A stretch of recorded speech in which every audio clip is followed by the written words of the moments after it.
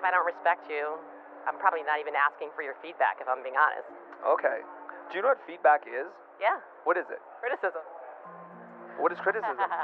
No, it's feedback is a response to something I put out in the universe, and you're opining about it, whether good or bad. Okay, that's just an opinion.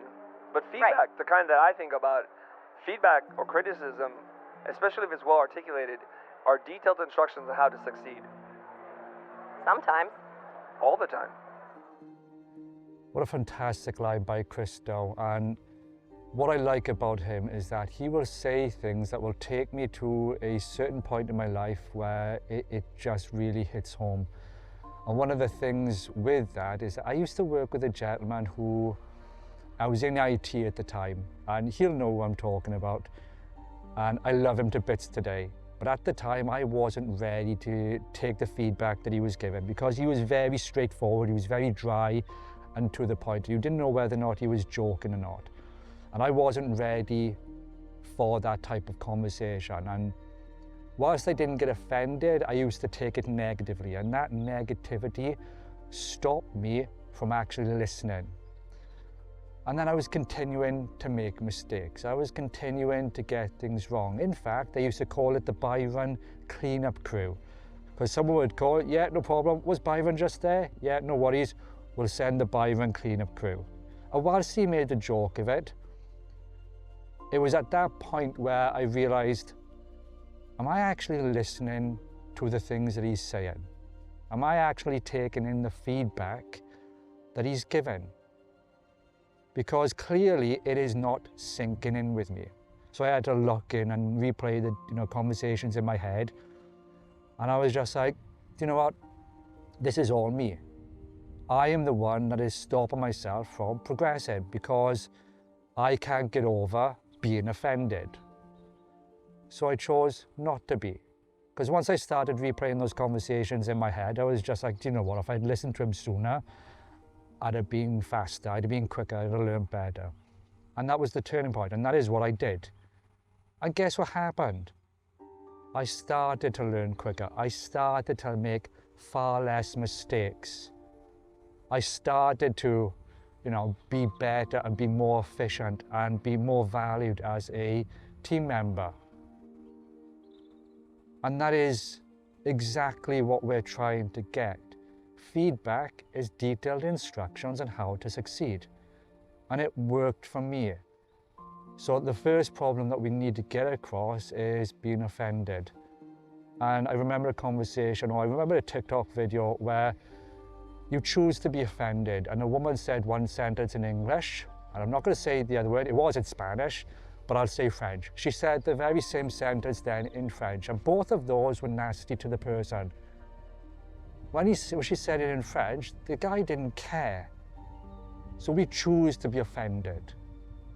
So let's progress with that and, the detailed instructions on how to succeed. I'll tell you how I do it, okay? This is a reframe, okay? The reason why I am where I am is because I love criticism. I actually don't like praise so much.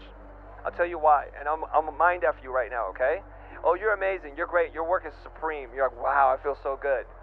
What happens to that? Where do you go from that? How do you grow? Yeah, you kind of like spin in this weird cycle. Now, I know receiving praise is fantastic, but here's the thing with praise is that there's not a lot you can do with it once you've had it. Because once people say, hey, you did a good job, then what? And also the problem with praise is it's a dopamine hit. So you are effectively chasing that high. And you're chasing a high that has no action. There's nothing, nowhere for you to go to or go from. Well, what do I do with it now? Yes, you've said I've done a good job, but how do I get better? How do I improve?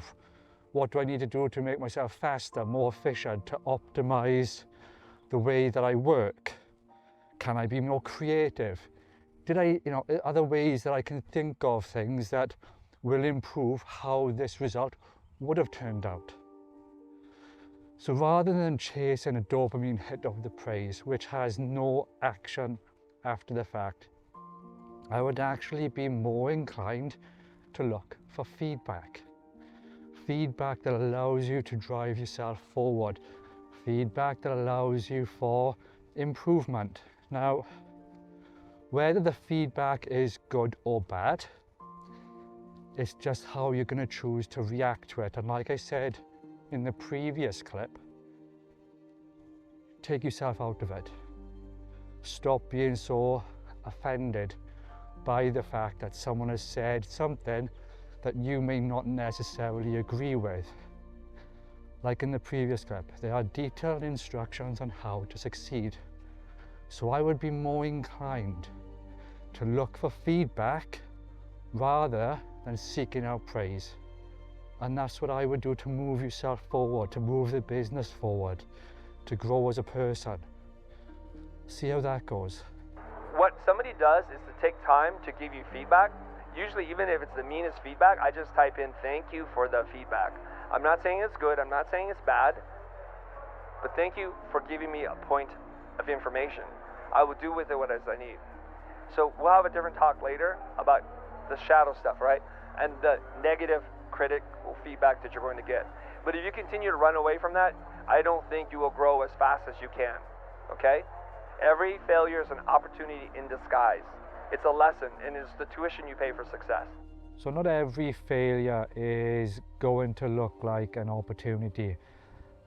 I remember a long time ago when I first started the business, I had a process for booking clients, scheduling the dates and everything. And I thought I was doing a shoot on the Saturday, and on the Friday, I was all packed, all ready to go, and I was excited. I was really looking forward to it because it was a nice client. But something was niggling at me. Something was niggling at me saying something's not quite right. Have I dropped the ball here? So I went back to the computer. I went back over all my notes and everything.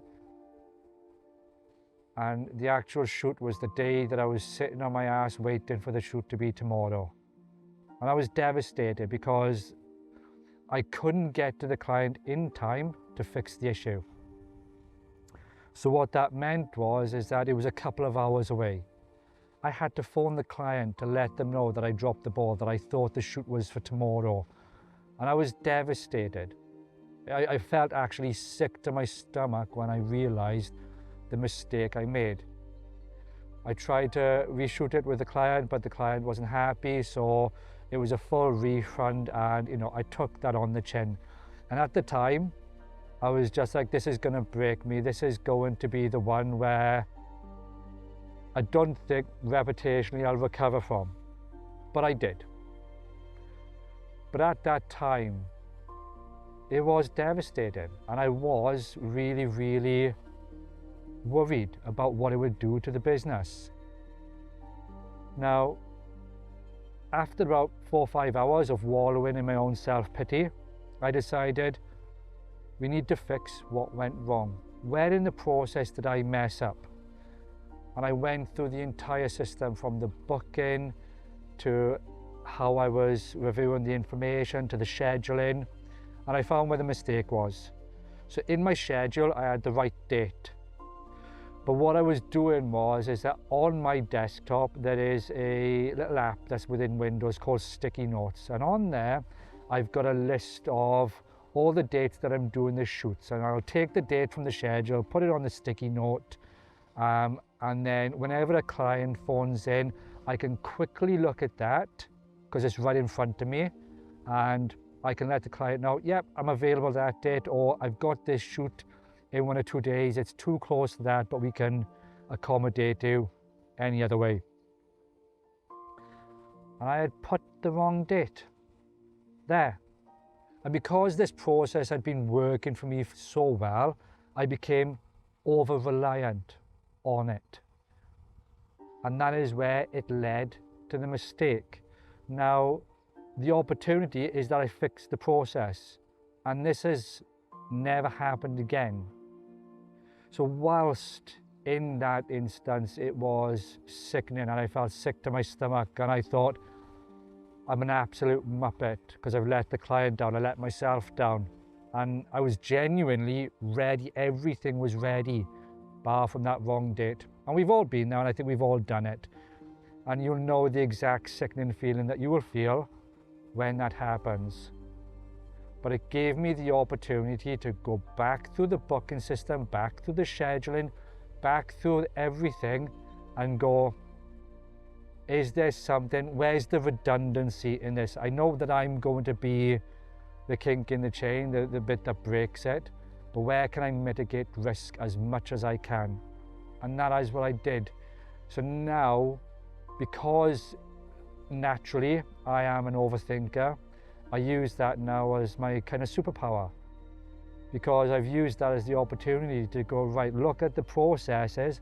I know that I'm going to be the failure, and I know that I'm going to be the bit that's going to get things wrong.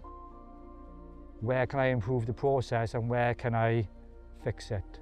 And how can I use that opportunity in the future to not let a client down? And that's what you need to do as well. You need to start looking at these things, at failures, and actually opportunities in disguise. At the time of failure, it's going to feel crap. Allow yourself the time to wallow in it, your self-pity, all those type of things. And then after that, then you need to take it as the opportunity to do something about it. And that is it.